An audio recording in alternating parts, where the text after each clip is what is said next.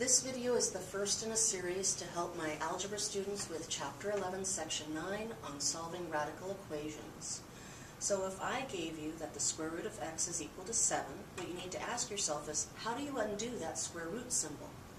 Well, remember the inverse, a lot of you call it the opposite, which isn't right. It's the inverse operation, is squaring. So what I do is I square both sides of my equation. The square gets rid of the square root, so my x is alone, and the square of 7 is 49. So x is 49. Let's try that one more time. I have the square root of x equal to 4. How do I get rid of a square root? I square both sides of my equation. The square cancels out the square root symbol, so my x is alone, and the square of 4 is 16. I love these. Aren't those easy?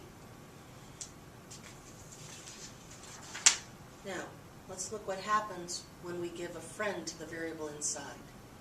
I have 12 equal to the square root of 4x. The question is still, how do I get rid of that square root symbol? Well, I square both sides. The square of 12 is 144, and the square and the square root cancel each other out. Uh-oh, but my x isn't alone, so we need to get the x alone. How? How do we get rid of that 4?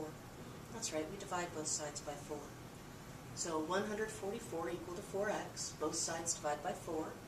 I showed my work here. 144 divides by 4 36 times.